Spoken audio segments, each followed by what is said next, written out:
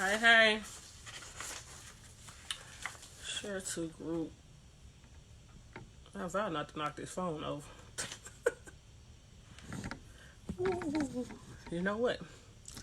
Just let me leave that alone. Let me leave that alone, because this phone go to falling, go to flipping over. I'm just going to die. Hey, sis. How you doing? I got this phone bootlegged up here, sis. I'm just trying to tell you, if it fall over, just fall to the side with the phone. Just fall right to the side with the phone.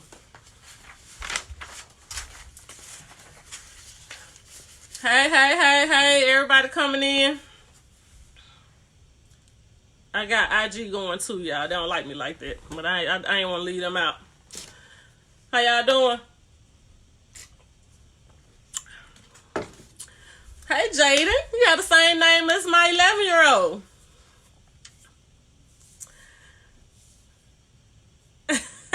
Thanks, sis. Hey, Sharon. I miss you, too. Y'all, they gonna let us out in a minute. I'm gonna stay back a little while and wait. I'm gonna let y'all go first. And y'all tell me how it is. Y'all let me know how it is. It's not my time yet. I'm waiting on 3:30. We have 3 minutes. I just wanted to get started early, get some people in the room. I got Instagram going over here too. They don't like me like that. But I'm going to treat them good. And bless them with my presence. Y'all see these hands? Oh my God. I don't remember the last time my hands looked like this.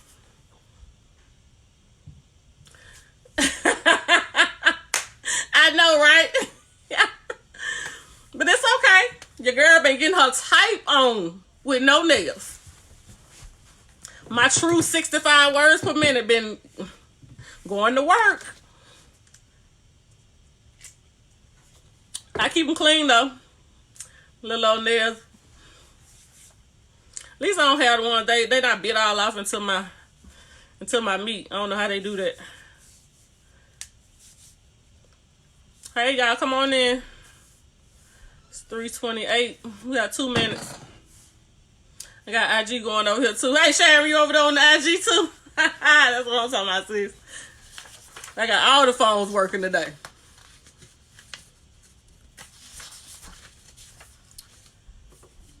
Yeah, I hope this phone don't fall over Facebook.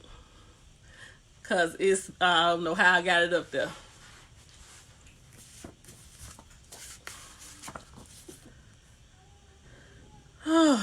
One minute. Waiting on some people to come on in.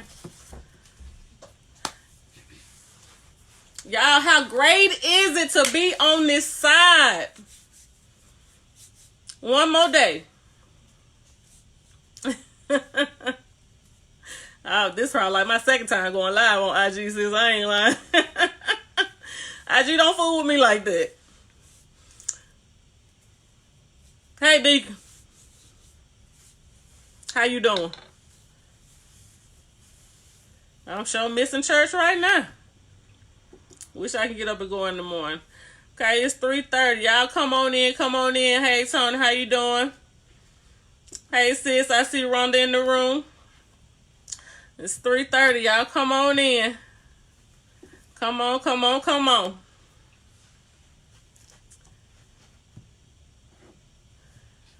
Y'all, it's past the live. This is business empowerment day party. They got me on this live, sis, looking crazy. Got no nails on or anything. But it's okay. We quarantining over here.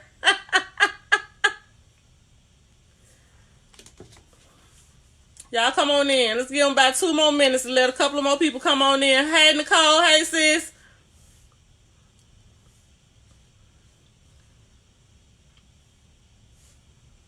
Jessica. Hey, sis. I see you. Hey, sis. How you doing?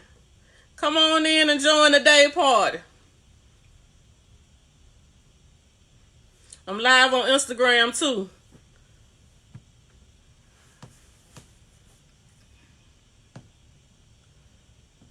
Hey, y'all, like I told him, if this phone fall over, just lean to the side with the phone, because I don't know how I got it up here. It's barely up there.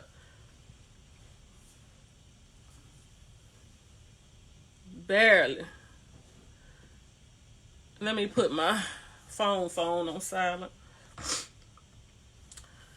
Okay, it's 3:31. 3:31. Where all my people in the day party that's hosting this day party? Where y'all at? Y'all wave. Give me a wave. Give me a heart. Give me something.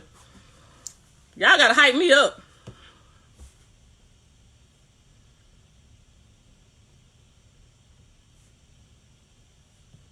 Where everybody at? Y'all share the live. Please share. Invite people to the live. Okay, it's your girl, Keyuna Faye Webster, Empowerment for the Powerless, founder and executive director of Love Yana Outreach and Healed by Grace Empowerment Series.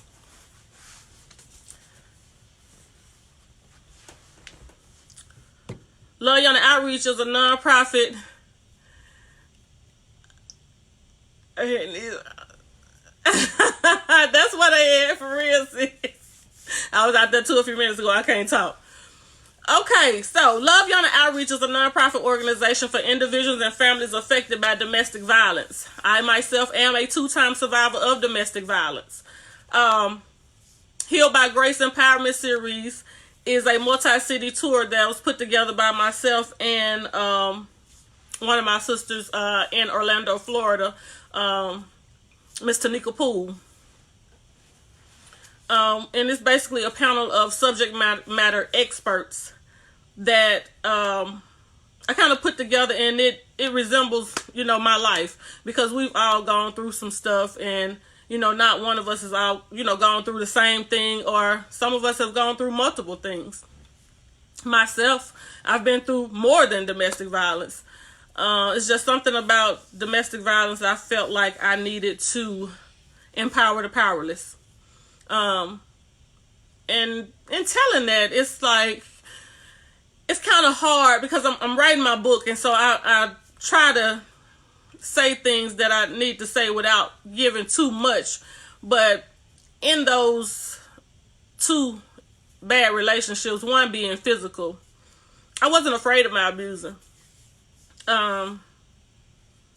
It was just trading my self-worth basically to have someone to say that they love me.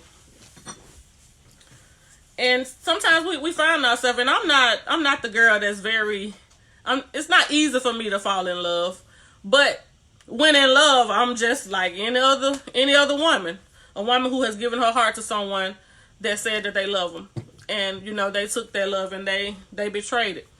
The second abusive relationship is what we call narcissistic abuse, and that's what we're going to talk a little bit about, narcissistic abuse. I don't know, anybody ever heard of a narcissist? Well, up until 2018-ish, I had never heard of it and didn't know what that was. But I found myself in the middle of what I like to call a tornado. I got caught in the storm, and yes, I saw the storm coming. I saw the red flags, things that reminded me from the first abusive relationship. But I was in such a place that I think I kind of overlooked those things because I just really needed something at that moment. I'm trying to put it into words, but let me give you a little background. December 22nd, 2016, way past my first abusive relationship, my best friend died. My best friend since we were 19 years old. Hey, Paula. Hey, sis. How you doing? I love you too, girl. And listen, we're going to have to talk because that book's still not published, but it's coming. God had to manifest some other things, but it's coming.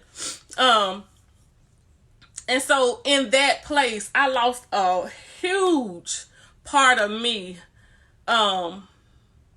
After she passed, a part of me died too.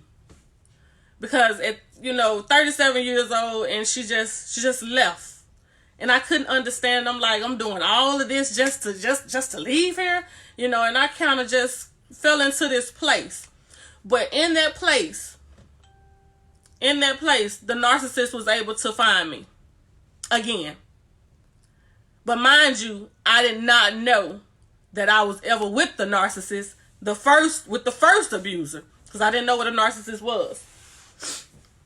So I was in this place, and the narcissist found me again. But this time it was totally different. I wasn't being physically abused. There were none of that. But my heart was being broken over and over. And I felt like literally, I don't know if y'all seen this on social media, there's this heart and it's like it's being ripped apart.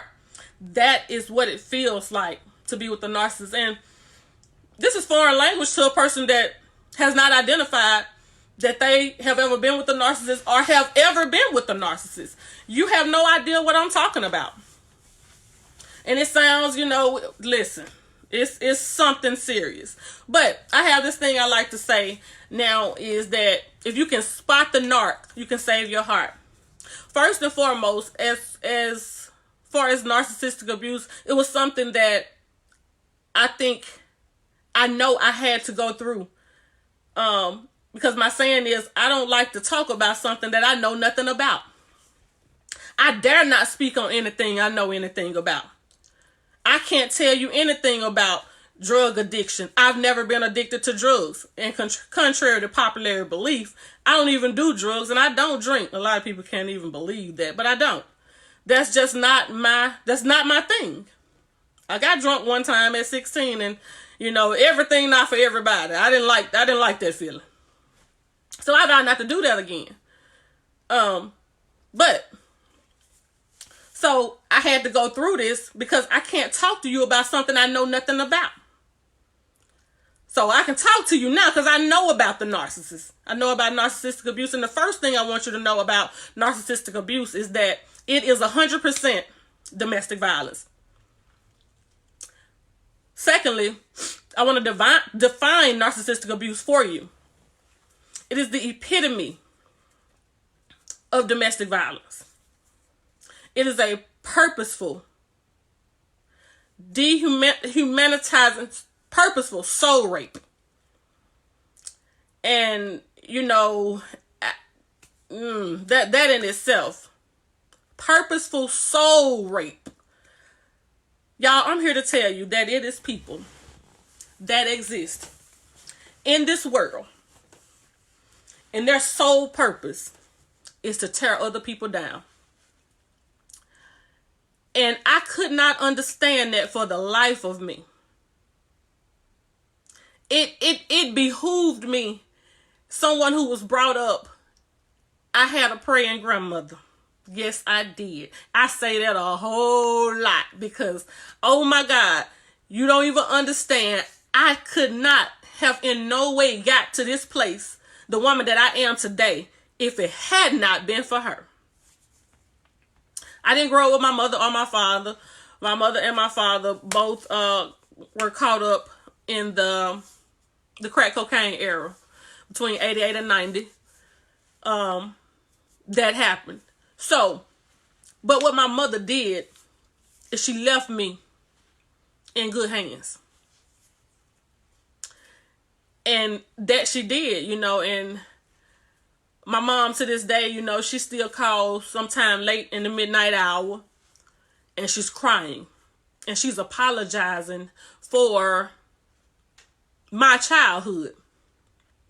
And I told her not many weeks ago, you don't owe me not another damn apology. I am good. I am 40 years old. I recognize I have 3 children of my own, 23, 19, and 11. And girl, sometimes I just want to give you a high five. Hell, it's been days I'm like, shoot, listen, let me throw in the towel and get out of here. That lady was smart, but my mother was sick. And I said all that to say this, as a mother myself, those hard days I was talking about, that I wanted to walk away and wanted to give up, and these boys, I'm telling you, sometimes just picking up behind them, I'd be like, man, I'm over it. But it's one of the hardest things in the world for a woman to leave her children. So that in itself spoke to me in my heart in the character of the woman that my mother was. She made a decision to be unselfish and leave me with someone who could love me. So in that I was brought up in love.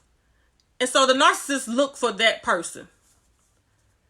And we have to be careful in, picking the people that we pick. We have to know how people were raised, how they were brought up. That speaks a lot about a person. What about Corona?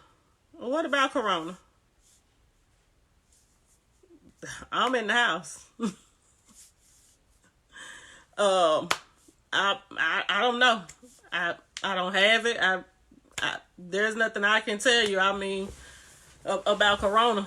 Anyway, other than to protect yourself, put on a mask and some gloves when you go outside.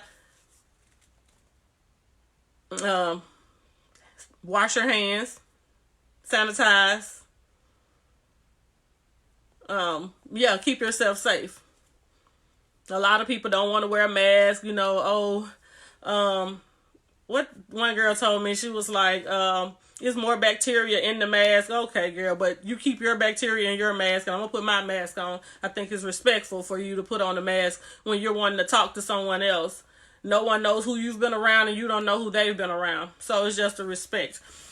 That's pretty much all I have on Corona, and just, I have accepted a temporary seamstress position, and I've been making masks in droves, like not one mask, two masks. I want to order 8, 9, 10, 15. So that's me and Corona. That's what I've been doing during that time. But back to what I was saying, as far as the narcissist. In this time that God has given us to sit back and reflect on the things that in our lives, and it's a lot of, yes, it is a lot of people that are having to be quarantined with their abusers, and I pray for them every night. That's one of the things that really, really bothers me. And especially those in a narcissistic abusive relationship, as well as physical. But it's just being beat up and torn down during this time when it's already a place of confusion and misunderstanding, and just not understanding, what's happening, what's going on, why we're in this situation. But sometimes, when I know, as for me, I vow not to speak about anybody else, but I can tell you about me. As for me, I know that I'm always go, go, go, go, go. I may go to 4 or 5 events in one day, because I got to support everybody. If you my friend, one of my people, if something going on and I know about it, I'm going to make that time. I try to make that time, because that's important to me. Is being there for the people that you say you love. Now, I'm only one person, and sometimes the events double, but I'm on the go. Always go, go, go, go, go. My weekends start probably around Thursday, and sometimes events happen on Tuesdays and Wednesdays in the middle of the week. But if it's my people, I vow to try to be there. That's just what I want to do. I want to always support my people. Yes, sis, I always try to support my people. Like, that is just important to me. You'll even see me hashtag support your people. Support your people, because I know what it feels like to not be supported. And it's not a good thing, especially when you have always been that one, what they call the plug. But what happens when the plug don't have any more energy? What happens then? I said all the time, check on your strong friends. Because we fight battles nobody know anything about. But, anywho, you get through that and you move on from it. Things happen, life happens. And it's just one of those times when you don't have the sense enough. I know for me, again, I'm talking about me. When you don't have sense enough to stop and slow down for yourself, sometimes God will make you slow down and stop. Like my zodiac twin, Beyonce, world stop. The world has stopped. It stopped for a minute. I know it's a time that I found myself in the hospital, just because I didn't have sense enough to stop. Anytime you don't have sense enough to just stop and slow down and process some things, God will do it for you. And so, in this situation, how I look at it, and I was like, well, I guess I'm not the only one who ain't have sense enough to slow down. Because he just stopped the whole world. So in this time, if you want to do nothing, do nothing. Because I can tell you for sure, I know around the first 2 weeks that this was going on, I laid in the bed. I don't watch TV. Honey, I watched me some TV. I laid down. I done gained probably 10, 15 pounds. If you can't see it in my face, I vow not to stand up and show you. But I have gained some weight.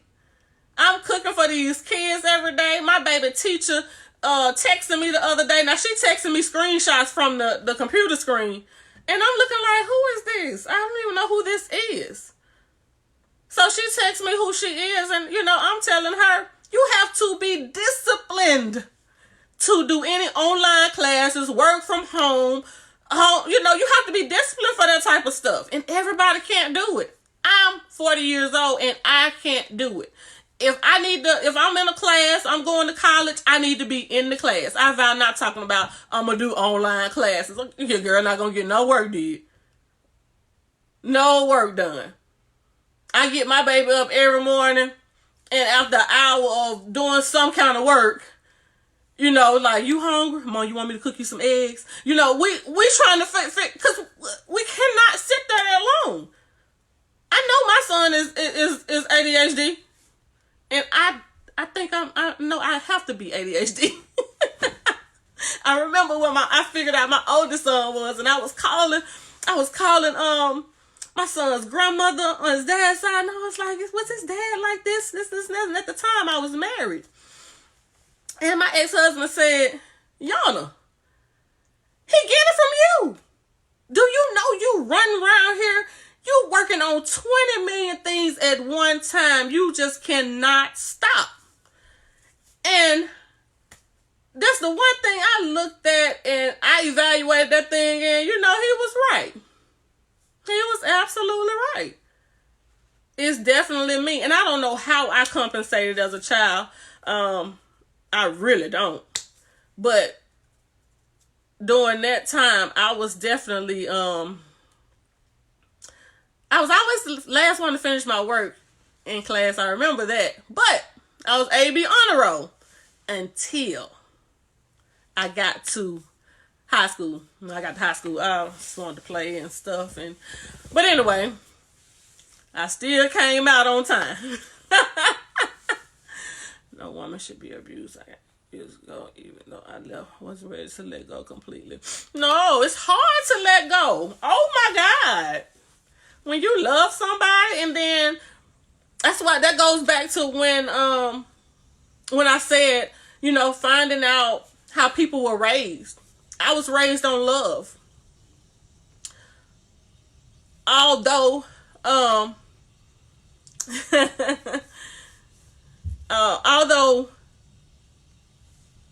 I came from a broken situation, I was still raised on love. A lot of people raised on survival. A lot of people are. A lot of people, and I tell women this all the time. Ain't no love in the heart of a man that ain't never felt any. I don't care how much you try to love him. There is no love in the heart of a man who has never felt any love. It's just not. It could be women too. Their idea of love doesn't look like yours. Although I faced so many adversities in my childhood, I did. But I had a what? I had a praying grandmother. I know about the Father, the Son, and the Holy Ghost. I was raised, in the church, basically. I could tell you, me and my grandmother was an Eastern Star, and she was an Ursha. And I was just talking to somebody the other day, and I was like, I remember my grandmother wearing that all white, and, in the back of the church with her hands behind her back. And they played the song, When the Saints Go Marching In. Oh, how I like to be in that number. I'm trying to tell you, yes, Rochelle, Miss TP, honey. Yes, ma'am. And honey, my grandmama had this swag about herself. And when I look back on that, my grandmother taught me how to survive without ever telling me that she was teaching me how to survive. That's a real lesson of survival. But she did it with love. So therefore, if I can't help you, I vow not to try to hurt you. That's just not who I am. That's not what I come from. And my grandmother made so many sacrifices for me as a child. I had the things I needed. I couldn't have all the things I wanted. I had to get grown and afford those things for myself. But she made sure that I had the things that I needed. Growing up, I never seen the lights cut off in my house. 3010 Center Street, Florida, Mississippi. No, ma'am. I never seen the lights cut off in my house. We never not had food on the table. No, it wasn't. We always had a ride to where we were going. My grandmother didn't drive the prettiest car. That's why I tell people, you don't even know my story, honey. My grandma pull up in front of that school with that G.I. Joe car, Florida Middle School, all the windows on one side. Everybody can see when my grandma pull up. Well, honey, guess what? I get in that car with so much pride because that was my grandma. Like, I adored her. And, I just want to, my biggest thing in life now is to just walk the walk that I am to walk for God. I want to do the thing that's pleasing in His eyes. And if it's not, I don't care to be a part of it. So that's why I chose to, accept my purpose and do the things that I'm supposed to do, because I didn't go through those things to just go through those things. I went through those things to help somebody else. And if I'm not empowering somebody else to be great, that little girl who may have been molested just like me, that little girl, who, dealt with some child abuse in before going to live with her grandmother permanently. She can make it. You can make it. That little girl, that teenage girl who decided one day, oh, life was too much. I'm going to take this overdose. You can make it. She died twice, but God wasn't ready for her. That was 25 years ago. And she's still here before you today. To that teenager that may have had, may have become a mom at 16 years